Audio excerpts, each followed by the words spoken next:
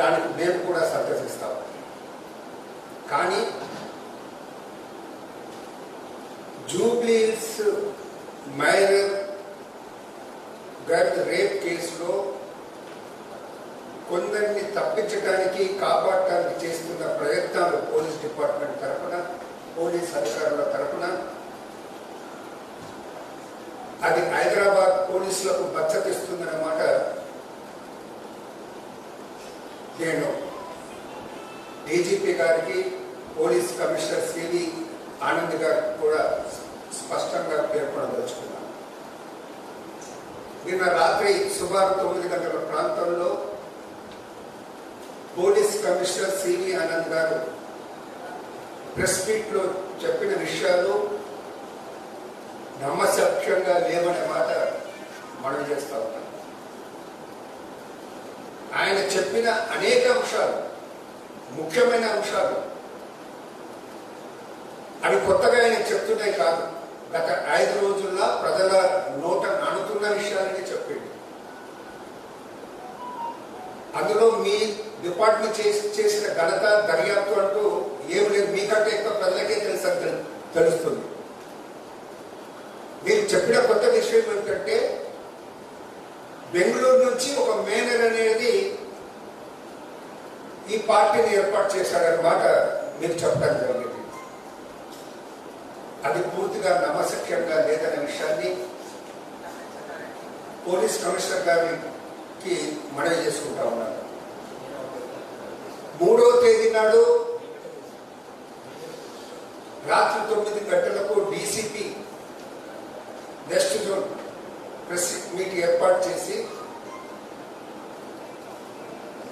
MLA కుమారుడికి, హోంమంత్రి కుమారుడికి ఎటువంటి సంబంధం లేదన్నమాట చెప్తూ క్లీన్ చిట్ ఇవ్వడం జరిగింది. నిన్న రాత్రి 9 గంటలకు పోలీస్ కమిషనర్ ఆనంద్ గారు ప్రెస్ మీట్ లో ఎమ్మెల్యే కుమారుడు ఉన్నాడనే మాట చెప్తూ ఆయనపై ఉన్న కేసులు తక్కువ చేసి చూపెట్టే ప్రయత్నం చేసింది. అంటే కాపాడే ప్రయత్నం చేయడం జరిగింది. కేసులు తక్కువ చేసి చూపెట్టడం జరిగింది. హోంమంత్రి మనుమడిపై అతనికి సంబంధమే లేదు, ఆ దర్యాప్తులోనే లేడు అని ఆయన చెప్పడం జరిగింది. మీకు అంత తొందరగా ఎందుకు ఆ క్లీన్ చిట్ ఇవ్వడానికి? అంత తొందర ఎందుకు? మీకు పూర్తిగా దర్యాప్తు చేసి క్లీన్ చిట్ ఇవ్వాల్సింది. ఇంతకుముందు మీ డీసీపీ ఏం దర్యాప్తు చేయకుండానే ఎమ్మెల్యే కొడుకు సంబంధం లేదు, హోమ్ మినిస్టర్ మన్మడికి సంబంధం లేదు ఆ మాట చెప్పండి. ఈనాడు మీరు ఆ మాట చెప్తున్నారు. మీరు ఇంకొక మాట అన్నారు, మీ దగ్గర ఆధారాలు ఉంటే చెప్పండి, చూపెట్టండి, మేము కేసు పెడతాం. మేము ఆధారాలు చూపెడితే మీరెందుకు నాయన? కమిషనర్ గారు, మీ పోలీసు వ్యవస్థ, మీ దర్యాప్తు బృందాలు మీరెందుకు? మేము ఆధారాలు చూపే పరిస్థితి మీరెందుకు?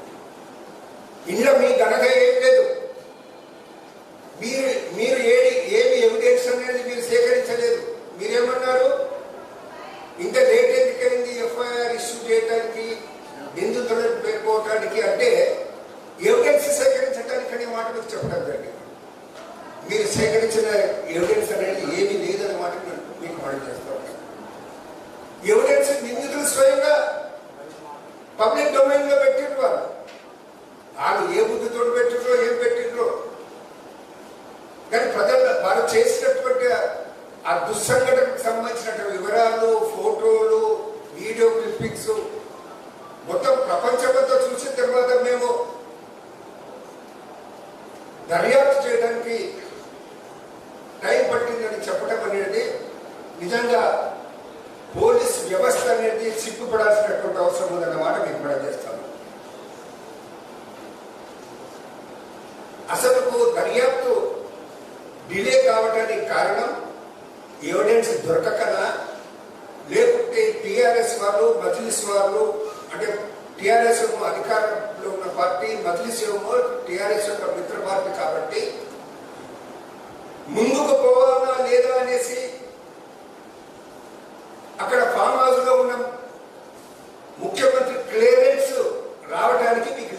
జరిగిందా అనే క్వశ్చన్ మిమ్మల్ని డైరెక్ట్గా అడుగుతున్నారు. మీరు స్వయంగానే ఒప్పుకున్నారు నిన్న ప్రెస్ మీట్ లో. నగర పోలీస్ కమిషనర్ గారు కొద్దిగా డిలే జరిగిన మాట వాస్తవమే.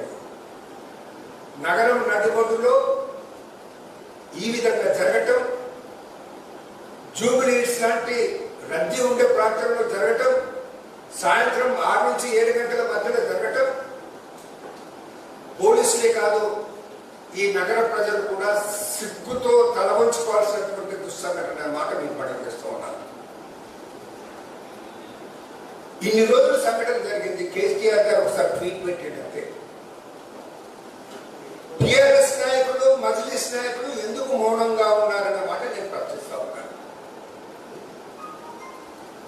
1978లో రమీజాబే కేసు జరిగింది.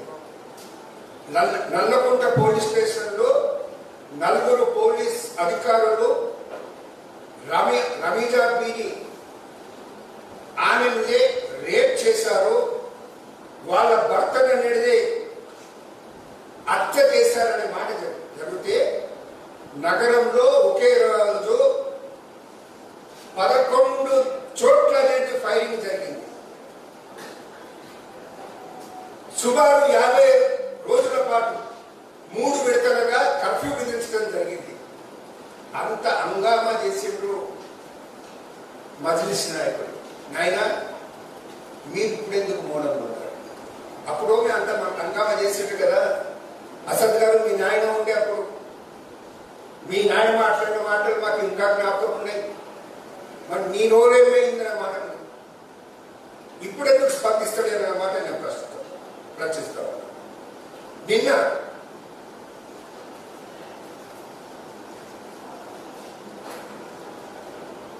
పోలీస్ కమిషనర్ గారు మాట్లాడుతూ ఇన్నోవా కారు ఎక్కడ లభించింది అన్నమాట చెప్పలేదు. ఇన్నోవా కారు ఎక్కడ లభించింది, ఎవరి ఫామ్ హౌస్ దగ్గర లభించింది.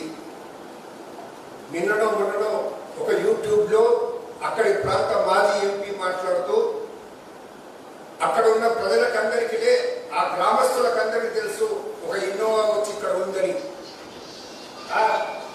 ఆధారాలను ఎక్స్పర్ట్స్ తో తుడిపేయించడం జరిగిందనే మాట ఆ ఎస్ఎంపీ గారు చెప్పడం జరిగిందనే మాట నేను మనం చేస్తున్నాను.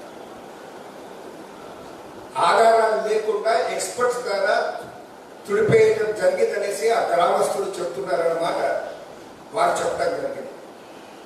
మీరు ఆ గ్రామానికి మీ పోలీస్ బృందం వెళ్ళిందా? ఆ తుడి చేసిన మాట వాస్తవమా? దీనిపై జవాబు చెప్పండి. అది ఎవరికి సంబంధించినటువంటి ఫామ్ హౌస్, ఆ వివరాలు కూడా చెప్పండి అన్నమాట మీకు చెప్తా ఉన్నాను. చివరిలో ఒక విషయాన్ని మీ దృష్టికి తీసుకుంటూ ఉన్నాను. నిన్న కొన్ని నేషనల్ మీడియాలో కొన్ని వార్తలు రావటం జరిగింది. అదేంటంటే ఈ కేసును చల్లబరచడానికి ఈ నిందితుల యొక్క సంబంధికులు ఆల్రెడీ ఆ దుస్సంఘటనకు గురైనటువంటి అమ్మాయిని వారి పేరెంట్స్ అప్రోచ్ చేసి వారిని మభ్యపెట్టి ప్రయత్నం చేస్తున్నారన్నమాట నేషనల్ మీడియాలో రావడం జరిగింది. నేను ఇక్కడ స్థానిక మీడియాలో వచ్చిన మాట చెప్తున్నాను. నేషనల్ మీడియాలో రావడం జరిగింది. దేశవ్యాప్తంగా కూడా ఈ విషయమే చర్చ జరుగుతుంది. కాబట్టి నేను ముఖ్యమంత్రి గారితో ప్రశ్నిస్తా, హోం మంత్రి గారితో కూడా ప్రశ్నిస్తా. హోం మంత్రి గారి వ్యక్తిత్వంపై మచ్చ తెచ్చే మాట మాట్లాడటం కాదు, వాళ్ళంటే మాకు కూడా గౌరవం ఉంది. కానీ ఒక ఆరోపణ వచ్చినప్పుడు, ఇంత పెద్ద ఎత్తున ఒక ఆరోపణ వచ్చినప్పుడు మీ బాధ్యత ఎంతవరకైతే ఈ మచ్చ పూర్తిగా తొలగిపోదు అంతవరకు నేను హోంమంత్రిత్వ శాఖ నుంచి తప్పుకుంటానని ధైర్యం చేసి ఎందుకు మీరు చెప్పలేకపోతున్నారు? హోంమంత్రిత్వ శాఖను వదులుకోలేకపోతున్నారనే మాట నేను మహమూద్ అలీ గారిని ప్రశ్నిస్తా ఉంటాను. అదేవిధంగా ముఖ్యమంత్రి గారు ఇంత పెద్ద రాధాంతం జరుగుతుంటే దేశవ్యాప్తంగా మీ స్పందన లేదు. అది చాలా దురదృష్టకరమైనటువంటి విషయం ప్రారంభిస్తాం. మీరు వెంటనే నిజంగా ఆయన ప్రమేయం లేకుంటే ప్రమేయం లేదు అని తేలే వరకు కూడా నిజంగా మీలో చిత్తశుద్ధి ఉంటే మీరు ఆయనను హోంమంత్రి పదవి నుంచి పక్కకు తప్పించండి. మంత్రివర్గం నుంచి తొలగించమనే మాట మాట్లాడటం లేదు. ఆ విషయం తెలుసు. లా అండ్ ఆర్డర్ అనేది ఆయన కంట్రోల్ ఉండదు. చీఫ్ మినిస్టర్ గారు అయినా కానీ హోంమంత్రి పేరుతో మంత్రిత్వ శాఖ ఉంది కాబట్టి మీరు దయచేసి అతన్ని తప్పించండి. ఇంకొక విషయం, ఒక మైనరు కమిషనర్ గారు చెప్పిందే సత్యమైతే బెంగళూరు నుంచి ఒక మైనర్ అనేది ఆ పబ్ను బుక్ చేయించి ఒక పార్టీని ఏర్పాటు చేసిందంటే ఎటువంటి విష సంస్కృతి ఈ రాష్ట్రంలో, ఈ హైదరాబాద్ నగరంలో జరుగుతుంది.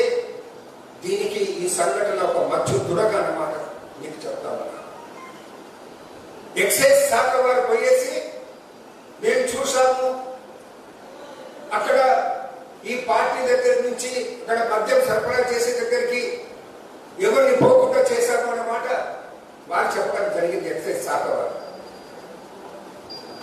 నా క్వశ్చన్ ఏంటంటే, ఒక పబ్బు అన్న తర్వాత పబ్బులో అనేదానికి మొత్తం ఒకటిగానే చూస్తాం. నాన్ ఆల్కహాల్ సప్లై చేసేది, నాన్ స్మోకింగ్ ప్రాంతం ఒకటిగా, ఆల్కహాల్ సప్లై చేసే ప్రాంతం ఒకటిగా ఉంటుందని నేను అనుకున్నాను. మీరు ఏ విధంగా మైనర్ వారికి అక్కడ మీరు అలో చేశారో ఆ పార్టీ ఇవ్వటానికి అనుమతినిచ్చారు. 5-6 రోజులైనా కానీ ఇప్పటి వరకు ఆ పబ్బు మీద యాక్షన్ లేదు, మూసివేసే చర్యలు తీసుకోలేదు.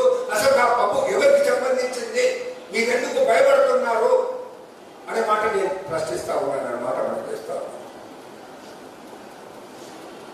ముఖ్యమంత్రి గారు, కేటీఆర్ గారు, మీరు కూడా తస్మాత్ జాగ్రత్త. మీ మనవడు ఇమామ్స్ కూడా ఈ గ్రూప్ ఎవరైతే పార్టీ ఇచ్చినారో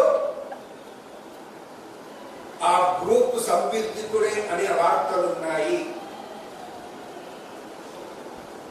మీ మనవడు ఇమామ్స్ ఇటువంటి గ్రూపుల్లో, ఇటువంటి పార్టీల్లో పోకుండా జాగ్రత్త పడాలి. ఒక అంశాన్ని మీ దృష్టికి తీసుకొస్తాను. కొద్ది సంవత్సరాల క్రితం సెక్రటరేట్, పాత సెక్రటరేట్ ఉన్నప్పుడు ఇమామ్స్ అనేది ముఖ్యమంత్రి గారు హైదరాబాద్ లేని సమయంలో సీఎం కారులో కాన్వాయ్తో పాటు సెక్రటరేట్ లో ముఖ్యమంత్రి సీటు మీద ఆయన ఆఫీస్లో ఆ సీటులో కూర్చొనేసి తన మిత్రులతో కొద్దిసేపు గడిపి వచ్చినటువంటి విషయం మీరులే చూసి చూడనట్టు కోరుకుంటారు. కానీ అది మంచి సంకేతం కాదు. ఈ విషయాన్ని నేను దృష్టిలో పెట్టుకోవాలని మాట పనిచేస్తూ, నగరంలో పెద్దింటి పిల్లలు, డబ్బున్న పిల్లలు వాళ్ళు విచ్చలవిడిగా ఏ విధంగా ప్రవర్తిస్తున్నారో, ఏ విధంగా చర్యలు వాళ్ళు ఉంటున్నారో ఇది ఒక దృష్టాంతం. మా డబ్బేంది, మా రాజకీయ అధికారం ఏంది, మేమేమి చేసినా చెందుతుంది. అధికార వాహనాల్లోనే మేము వరుసగా రేప్ చేస్తాము నడిగొడ్డులో, హైదరాబాద్ నడిగొడ్డులో. మమ్మల్ని ఎవరు ఏమి చేయలేరు అనేసి వారు ఆ దుస్సంఘటనకు కారకులే కాకుండా వారు స్వయంగా చిత్రీకరించి సెల్లో వారు దాన్ని వైరల్ చేసిందంటే వారి తెగింపు ఎటువంటిదో, ఏ తెగింపు దిశకు ఈ యువతకు ఎంతుందో మనం అర్థం చేసుకోవాల్సినటువంటి అవసరం ఉందన్నమాట మనం చేస్తూ సెలవు తీసుకుంటాం. Thank you.